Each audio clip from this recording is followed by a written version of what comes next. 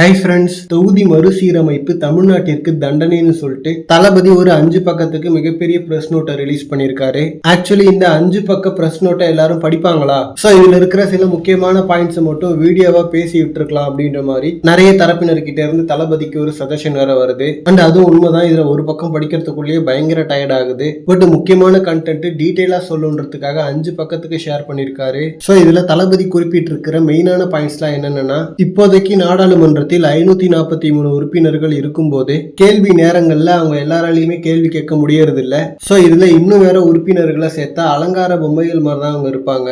So நாடாளுமன்ற சட்டமன்ற உறுப்பினர்கள் பற்றாக்குறை என்பது ஒரு மக்கள் பிரச்சனையே இல்ல. அனைத்து மாநிலங்களின் ஒருமித்த கருத்தின் அடிப்படையிலேயே மறுசீரமைப்பு பற்றி மத்திய அரசு முடிவெடுக்க வேண்டும். சோ மக்களவை தொகுதி மறுசீரமைப்பு என்பது தமிழ்நாட்டிற்கான தண்டனை அப்படின்ற மாதிரி இந்த மறுசீரமைப்புக்கு எதிராக தளபதி ஒரு ஸ்ட்ராங்கான ஸ்டாண்ட் எடுத்திருக்காரு. அண்ட் இன்னைக்கு நடந்த அனைத்து கட்சி கூட்டத்துல போயிட்டு புஷியானந்த் அவர்களும் இதே தான் சொல்லிட்டு வந்திருக்காரு. அதாவது தொகுதி மறுசீரமைப்பு தேவையற்றது அப்படின்றதுதான் தமிழக வெற்றி கழகத்தோட ஸ்டாண்டு அப்படின்ற மாதிரி கிளியரா சொல்லிட்டாரு. சோ தளபதியோட இந்த ஸ்டாண்டுக்கு மற்ற அரசியல் கட்சி தலைவர்கள் கிட்ட இருந்து என்ன மாதிரியான ரெஸ்பான்ஸ் கிடைக்குதுன்னு சொல்லிட்டு வெயிட் பண்ணி பார்க்கலாம். ஆனா இந்த மாதிரி தளபதி பத்தின ஹாட்டான அப்டேட்ஸ்க்கு நம்ம விஜய் ஃபோர்ட் சேனலை சப்ஸ்கிரைப் பண்ணுங்க. தேங்க்யூ.